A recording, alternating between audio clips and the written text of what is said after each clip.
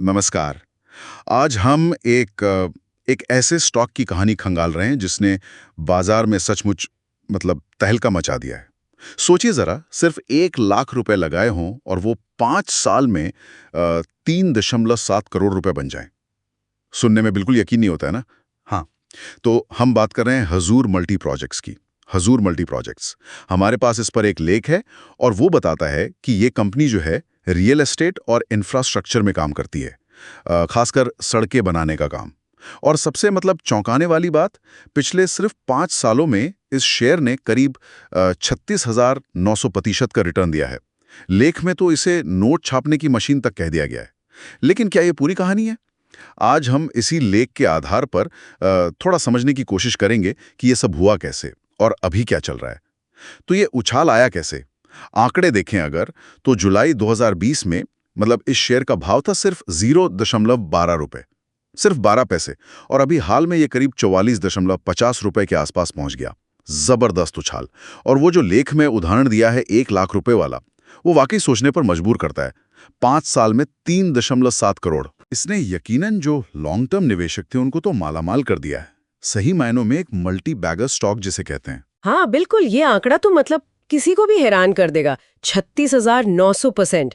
लेकिन जब हम थोड़ा और ध्यान से देखते ना, खासकर जो कंपनी के हाल के वित्तीय नतीजे हैं, तो कहानी थोड़ी सी अलग नजर आती है। जैसे स्रोत बताता है कि वित्त वर्ष 2024-25 में कंपनी का जो नेट प्रॉफिट था, शुद्ध मुनाफा, वो रहा 40 करोड़ रुपए। अब ये पिछले साल के 64 करोड़ के मुकाबले करीब 37% कम है। और अगर हम सिर्फ आखिरी तिमाही देखें, मार्च 2024-25 वाली, तो प्रॉफिट था 17 करोड़ रुपए, जबकि पिछले साल इसी तिमाही में ये 54 करोड़ था। तो यहाँ तो करीब 68.5% की गिरावट है। काफी बड़ी गिरावट। अरे 68%, ये तो बहुत बड़ा विरोधाभास है। एक तरफ तो शेयर की कीमत जैसे रॉकेट बनी है और दूसरी तरफ हाल का मुनाफा इतनी तेजी से गिरा है। ये कैसे हो रहा है? स्रोत कुछ बताता है इस बारे में? क्यों है ये फर्क? हाँ, यही तो दिलचस्प बात है। स्रोत जो है वो मुख्य रूप से ये आंकड़े हमारे सामने रखता है, लेकिन ये जो विरोधाभास है ना, इसके पीछे की वजहों का ज्यादा विश्लेषण नहीं करता। और ये हमें दिखाता है कि कैसे सिर्फ पिछले रिटर्न को देखकर निवेश करना वो कितना अधूरा हो सकता है।